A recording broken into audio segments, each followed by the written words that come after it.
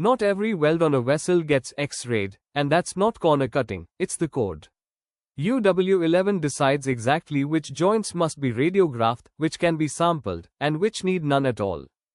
Welcome back to ASME Section 8 Division 1 in 5 minutes. Episode 5, Radiographic and Ultrasonic Examination. Start with when full radiography isn't optional. UW11 forces it in 3 big situations.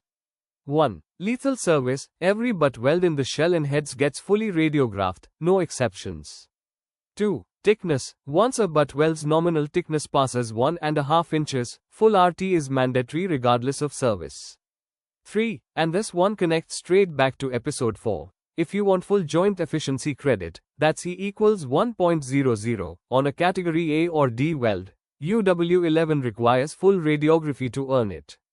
No film, no 1.00. When full RT isn't demanded, spot radiography is often the middle ground, UW11B. Instead of the entire seam, you radiograph representative samples along the joint, following the sampling rules in UW52. It's cheaper and faster than full RT, and it buys you that 0.85 efficiency from table UW12 instead of 1.00. Spot it across the whole vessel, and certain small nozzle welds get waived from radiography entirely. One more reason spot RT is often the practical sweet spot. No radiography, UW11C, applies in 2 situations: vessels designed for external pressure only, where internal flaws matter far less, or when you deliberately design around UW12C, accepting the lowest efficiency column in table UW12 in exchange for skipping radiography completely. That's not a shortcut nobody checks, it's a real, code-sanctioned design choice, as long as your thickness calculation honors that lower efficiency everywhere it applies.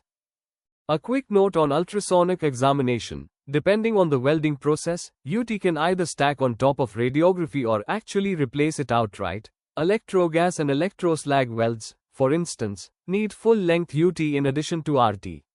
Different flour types show up differently in each method, which is exactly why the code pairs or swaps them process by process rather than treating RT as the only answer.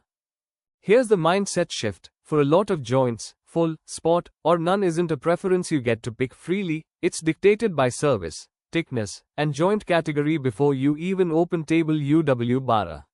Where the code does leave it open, you're really choosing an efficiency value from episode 4, and radiography extent is just how you pay for that number. Full RT costs more time and money upfront, but buys the highest efficiency in the thinnest wall. Skipping it is legal in the right situations, but it comes with a thickness penalty you have to design around, not ignore. Quick recap: full RT is mandatory for lethal service, thick welds, and full efficiency category A and D joints. Spot RT is the common middle ground. No RT applies to external pressure vessels or a deliberate lower efficiency design. And UT often supplements RT for higher risk welding processes. That's episode 5. Full walkthrough is linked below on Weld Fab World.